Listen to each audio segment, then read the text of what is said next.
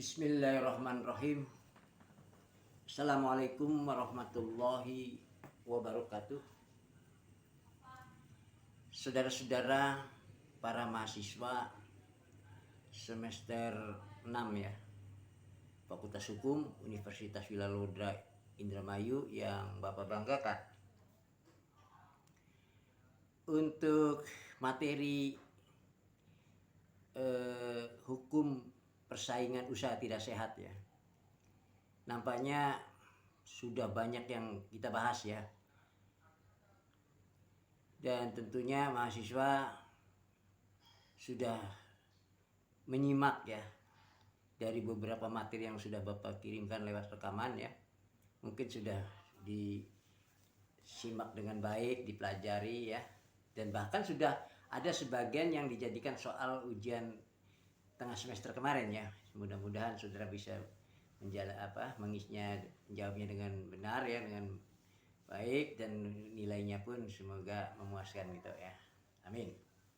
Oke, jadi apa yang sudah kita bahas di dalam materi persaingan usaha tidak sehat ini ya, kita sudah membahas tentang apa yang mendasari ya dari Undang-Undang Nomor 5 tahun 1999 ya, yaitu tentang larangan praktek monopoli dan persaingan usaha yang tidak sehat. Maka di situ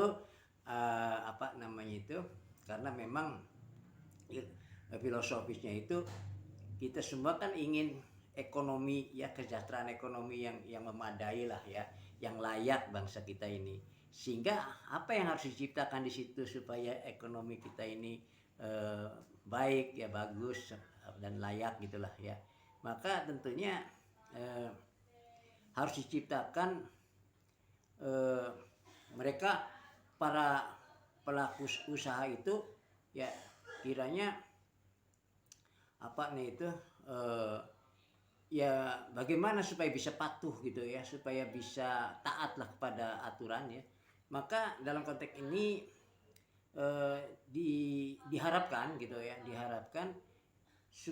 dengan undang-undang ini maka mereka ya, para pelaku usaha itu punya punya inisiatif lah ya, punya kemauan dan mampu dan punya kemauan untuk menata ya. Jadi di tata kelola ya, tata kelolanya diperbaiki lah ya, tata kelolanya ini diperbaiki dari perusahaan itu supaya perusahaan itu baik gitu ya. Jadi kalau perusahaannya itu baik setelah tertata ya dengan benar, maka setidak-tidaknya akan mengurangi resiko dari klaim bahwa pelaku usaha itu telah melanggar Undang-Undang Nomor 5 tahun 1999 tersebut ya. Itu antara lain ya. Kemudian kita pun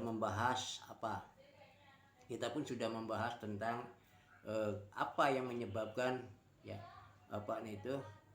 terjadi persaingan usaha ya, yaitu karena di situ si kompetitor ya itu merasa laku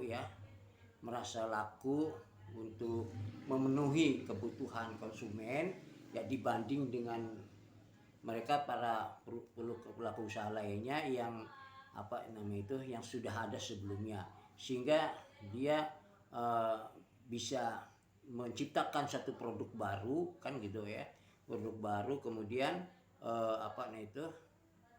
dengan produk baru sekaligus menjawab apa yang menjadi kebutuhan konsumen bisa dipenuhi, itulah ya. Kemudian jadi apa kalau gitu faktornya yang menyebabkan terjadinya persaingan usaha ya, karena boleh jadi ada satu kesalahan bagi pelaku usaha di dalam strateginya ya, sehingga kesalahan strateginya ini maka si pelaku usaha yang lain ini ya mempelajari dan dimanfaatkan ya. Di situ ada peluang ya untuk untuk mencuri perhatian ya si konsumen. Nah, jadi ada satu kesalahan ya dari pelaku usaha yang dahulunya ya dalam strateginya, maka itulah diambil kesempatan, dimanfaatkan oleh usahanya dengan membuat produk yang baru yang bisa dipenuhi oleh konsumen ya. Itu. Kemudian kita pun sudah menjelaskan apa yang menjadikan perbedaan, apa yang membedakan ya toh, antara perjanjian yang dilarang dengan kegiatan yang dilarang kan gitu ya. Dari perjanjian berarti yang kita tinjau di situ soroti adalah kalau perjanjian itu minimal harus ada dua pihak, harus ada dua orang atau lebih kan gitu ya. Nah kalau di dalam kegiatan tidak harus ada dua orang atau tidak atau lebih ya, tapi kalau di dalam kegiatan itu cukup hanya satu pihak sudah bisa dilakukan gitu ya, itu yang akan membedakan ya. Nah kemudian kita sudah menjelaskan bagaimana bentuk bentuk perusahaan ya, bentuk persaingan usaha ya. Maka kita kenal di situ ya, baik dari aspek hukumnya ya, kita tinjauan dari aspek hukumnya tentang persaingan usaha tidak sehat ini ya. Kalau kita melihat dari aspek hukumnya ya memang itu bisa dikatakan ya berdasarkan penelitian yang ada dari siapa itu ya, pakar hukum yang lupa bapak namanya ya, itu mengatakan karena memang sebetulnya bukan satu kesengajaan timbulnya persaingan usaha ini ya, adanya monopoli kartel itu bukan begitu ya, tapi semata-mata karena memang karena otak manusia yang sudah sedemikian majunya, ilmu pengetahuan sudah sedemikian majunya sehingga memunculkan teknologi industri ya toh, yang canggih sehingga berdampak kepada ya mau tidak mau ada suatu gerakan yang seakan-akan menjadi satu persaingan tidak sehat, ada kartel ya toh, ada monopoli seakan gitu ya.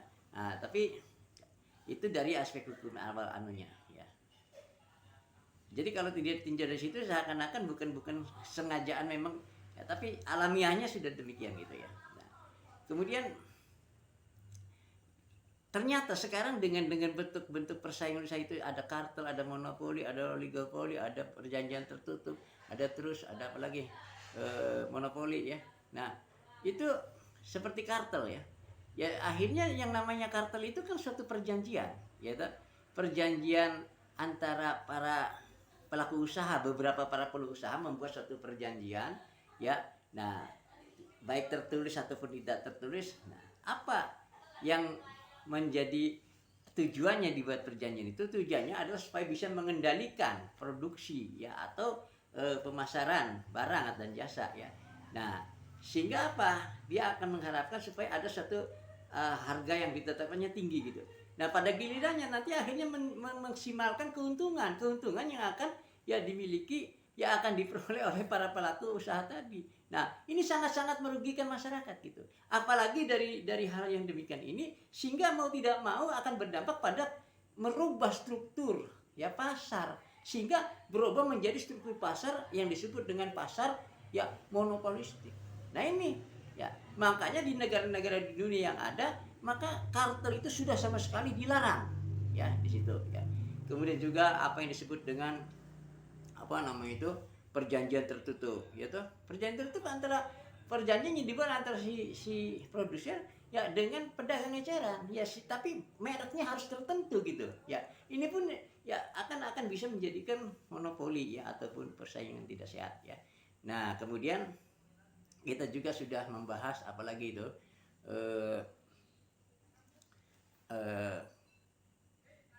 merger ya toh, ada merger ya. Merger pun ya sudah ya jadi beberapa pengusaha digabungkan sehingga akan berdampak pada pemindahan saham. Sudah diatur berapa persentasenya yang sehingga tidak menimbulkan persaingan tidak sehat. Tapi mereka kan ya tidak mengindahkan sehingga terjadi ya kan persaingan tidak sehat. Begitu juga dengan monopolinya ya toh, ingin menguasai satu produksi di pasar ya. Nah jadi itulah nanti tentunya saudara sudah bisa dipaham ya, bisa ada gambaran itu ya, yang beberapa materi yang sudah Bapak berikan. Tapi sekarang ada yang menarik untuk Bapak dan untuk kita ya, yang ingin kita bahas, yaitu kita kembali kepada Undang-Undang Nomor 5 tahun 1999 tentang larangan praktek monopoli dan persaingan usaha tidak sehat ya. Itu yang akan kita tanyakan, yang akan kita bahas, apakah undang-undang tersebut berlaku juga untuk mereka para penyandang profesi gitu loh ya. ada profesi sebagai polisi, ya toh, ada profesi sebagai hakim, ada profesi hukum sebagai apalagi jaksa, ya toh, penuntut umum, ada juga profesi hukum sebagai pengacara, advokat, ya toh, dan juga ada sebagai profesi hukum ya seorang notaris kan gitu ya. Nah begitu juga guru ya, di bukan hanya hukum ya, profesi bidang-bidang lainnya pun ada. Tapi di dalam hal ini yang sangat menarik ya adalah bagaimana kita ingin membahas tentang profesi ya notaris ya.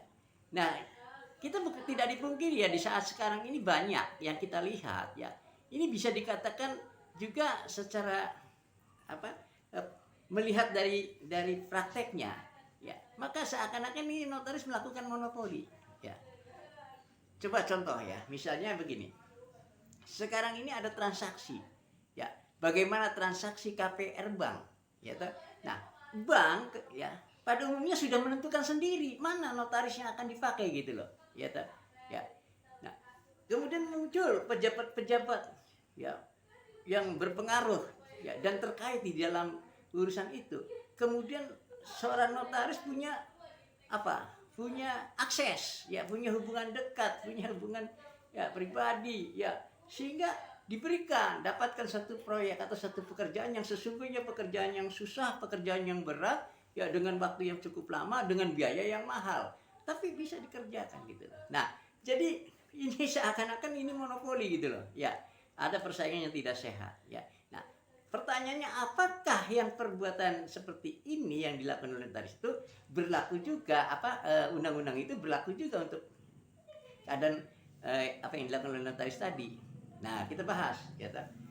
Oke, sekarang kita kembalikan kepada pasal 1 angka 5 ya dari Undang-Undang Nomor 5 1999 tadi ya. Maka di sana disebutkan pelaku usaha ya. Nah, jadi pelaku usaha di sana adalah seseorang atau perorangan dan atau badan ya. Ya, baik badan hukum atau badan usaha dan seterusnya ya anunya. Cuma yang kita intinya di situ adalah pelaku usaha ya. Nah, kemudian dari situ kita lihat pasal 50-nya ya toh. Nah, pasal 50-nya itu kekecualian. Kekecualian perbuatan yang tidak termasuk larangan ya dari undang-undang tersebut. Nah, coba nanti saudara ya usahakan dibukalah ya Pak undang-undang tersebut, pasal-pasal itu coba pelajari ya.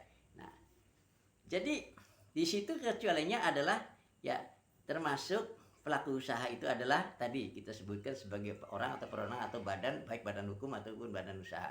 Ya kemudian nah itu sebagai pasal kekecualiannya ya, diantaranya ada yang menyebutkan di dalam ayat-ayatnya ya, di sana bahwa kecualiannya itu mereka yang melakukan ya perbuatan itu karena peraturan untuk melaksanakan suatu peraturan itu sendiri kan gitu ya. Nah sekarang kita kaji kepada undang-undang notaris, jabatan notarisnya ya. Nah, coba kita lihat di dalam undang-undang jabatan notaris ya, yang sudah dirubah itu sekarang dimulai dari undang-undang nomor 30 tahun 2004 ya, kemudian setelah dirubah dengan undang-undang nomor 2 tahun 2014 ya. Nah di situ apa sih sesungguhnya seorang notaris itu ya. Nah maka seorang notaris itu adalah satu-satunya pejabat umum ya, yang berwenang untuk membuatkan suatu akte otentik dari satu perbuatan, perjanjian, ketetapan yang diharuskan oleh peraturan umum dan atau mereka yang berkepentingan ya untuk dituangkan dalam satu akte yang disebut otentik, sehingga notaris di situ menjamin kepastian tanggalnya, kepastian hari, bulan dan tahunnya dan nomor kan gitu ya. Nah tanda tangannya berarti di situ menjalankan peraturan notaris. Sepanjang hal itu tidak dikecualikan kepada pejabat umum lainnya, yaitu siapa? Yaitu catatan sipil. Nah, jadi ketika ada suatu peristiwa kelahiran untuk dibuatkan suatu otentik, notaris tidak berwenang karena ada kecualian. Ya, selain itu notaris semua berwenang untuk menimbulkan akte otentik. Tapi ketika peristiwa kelahiran, maka notaris tidak bisa membuatkan aktenya, hanya pejabat catatan sipil. Ya, nah itu. Kemudian seorang notaris ini ya diangkat dan diberhentikan oleh, kalau dulu sebelum reformasi, oleh Menteri Kehakiman, ya toh? Oleh Menteri Kehakiman. Begitu juga diawasi, ya diawasi oleh Menteri Kehakiman, didelegasikan kepada pengadilan negeri, di mana wilayah hukumnya kan gitu ya. Nah, sekarang dengan reformasi, maka notaris diangkat dan diberhentikan oleh siapa? Menteri Hukum dan HAM, ya toh? Dan sekarang sudah dibentuk badan pengawasnya tersendiri. Ya, ada elemen unsur-unsurnya, bisa dari notarisnya sendiri, juga dari Pemda, juga dari akademik ya. Sekarang ini maka disebut badan majelis pengawas. Begitu juga nanti pada daerah masing-masing menjadi majelis pengawas daerah ya. Nah, jadi ada satu badan pengawasnya, tidak lagi pada pengadilan tapi sudah pada MPD kalau di daerah ya. Nah, kemudian notaris ya toh, diberikan kewenangan kedudukannya ya. Kedudukan kantornya itu ya toh di kabupaten atau di kota madya ya. Tetapi wilayah jabatannya ditetapkan satu provinsi. Jadi kalau notaris ya toh di luar provinsi ya melakukan satu transaksi, maka itu tidak benar kan gitu ya. Tapi kalau masih satu provinsi, itu masih benar menurut undang-undang ya. Nah, kemudian kalau kita ya tentang honorariumnya ya, itu sudah jelas ada aturan undang-undangnya ya. Nah, jadi kalau berdasarkan unsur-unsur tadi ya, maka kita bisa menyimpulkan ya bahwa notaris itu ya bukan pelaku usaha tapi pejabat umum kan gitu. Jadi dalam ini Undang-Undang Nomor 5 Tahun 19 tidak bisa diberlakukan untuk notaris profesi. Ya toh? Nah, kemudian notaris menjalankannya karena peraturan gitu loh. Ya, jadi kekecualian yang ada di undang itu maka dibolehkan. Ya, kan gitu ya. Karena menotaris melakukan perbuatan ini karena memenuhi satu peraturan ya. Nah, dan kalau kemudian ya ada masalah tentang honorarium, misalnya notaris seenak sewenangnya sendiri menarik honorarium sehingga memberatkan klien. Ya, kliennya misalnya merasa kecewa misalnya. Ya, atau seakan-akan notaris ini semenang-menang. Ya silakan diadukannya kepada badan majelis pengawas. Ya, jadi nanti urusannya etik, kode etik ya. Nah, itulah ya. Jadi kalau kita pertanyakan apakah berlaku untuk notaris, maka kita jawab tidak berlaku untuk profesi seorang notaris. Oke, bisa dimengerti ya, dipelajari. Terima kasih atas perhatiannya. Wassalamualaikum warahmatullahi wabarakatuh.